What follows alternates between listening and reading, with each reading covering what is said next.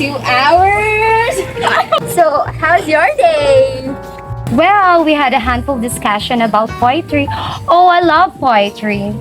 Yes, but it trained me so much with those powerful words used by poets. But guys, did you guys ever thought about how poetry captures emotion effortlessly? Absolutely! It's like a snapshot of feelings, condensed into words. Beauty lies in the various form, haiku, sonnet, free verse, each has its own charms.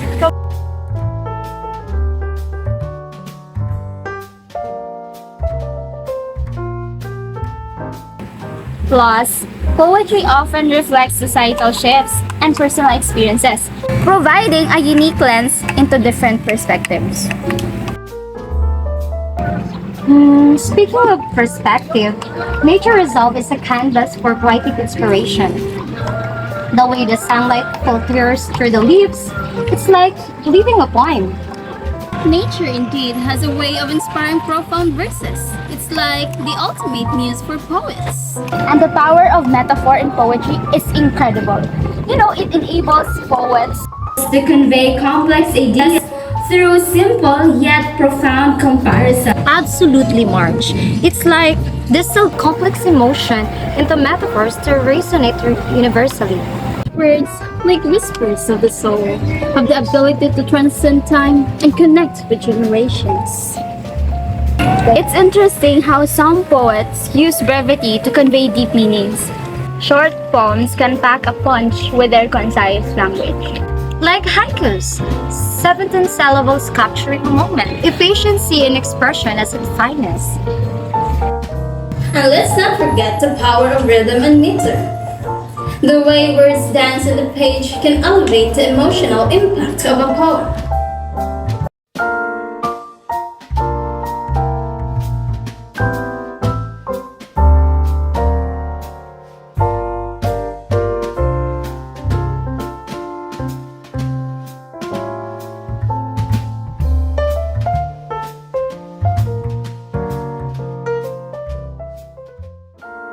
You know, writing poetry seems so romantic.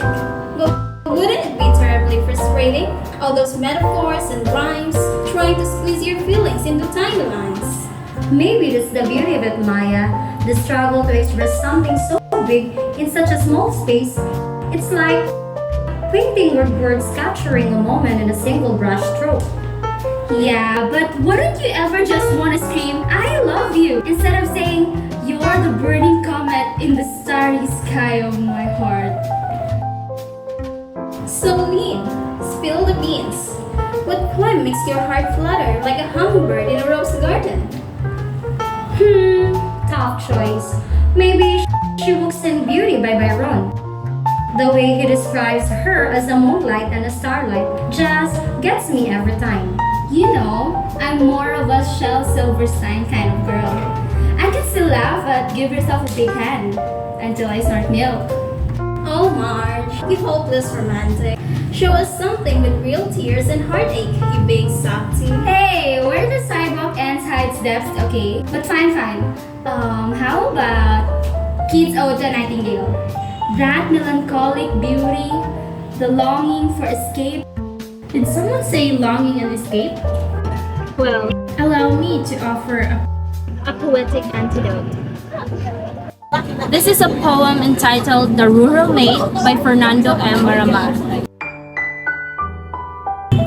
Thy glance, sweet maid, when first we met, has left a heart that aches for thee. I feel the pain of fond regret. Thy heart, perchance, is not for me. We parted, though we met no more. My dreams are dreams of thee, fair maid. I think of thee, my thoughts implore. The hours my lips on thine are laid. What's with her? She just appeared out of nowhere. She seems so emotional, but I kinda like the way she projects. Let's just listen to her. She's just performing the poem entitled The Rural Maid. Forgive these words that love impart. and pleading bare the poet's breast. And if a rose with thorns thou art, yet on my breast that rose may rest. I know not what to name thy charms. Thou art half human, half divine. But if I could hold thee in my arms, I know both heaven and earth were mine. So, poetry warriors, how did I fare? Shall I add Sonneteer to my list of titles?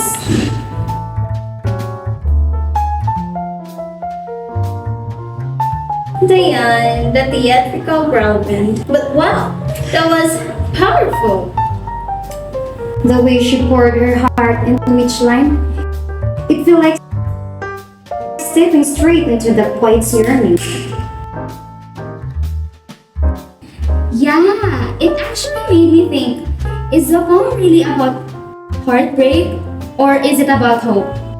You know, he talks about this ache, but at the same time also dreams of holding her, of having both heaven and earth. At the same time, right? Right. Interesting point. Maybe it's both. The pain of unrequited love mixed with the desperate hope that things might be different. The themes of longing, regret, and the desire for a connection. It's like a mirror to the human experience. And did you catch the part about the maid being half human, half divine? It adds same high level of the poet's attraction to this rural maid. It's intriguing.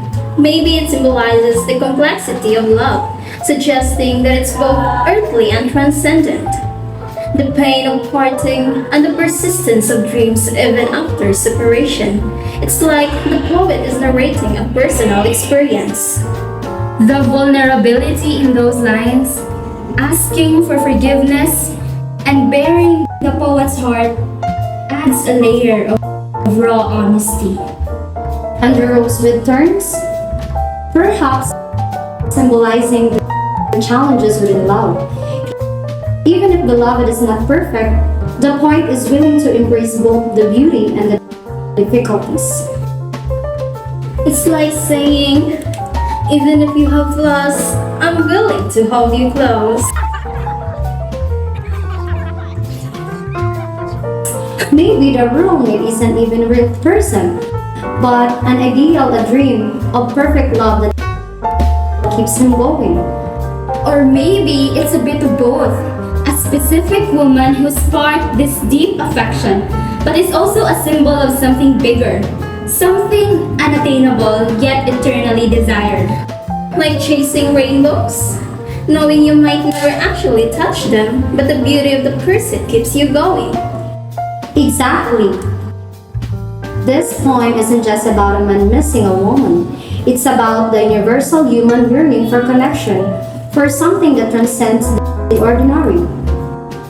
Cheers to that! To yearning, to chasing rainbows, and to the power of words that captures it all. Cheers!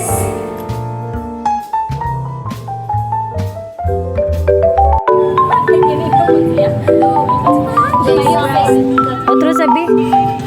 Guys, we haven't seen each other for like 2 hours. Cheers to that!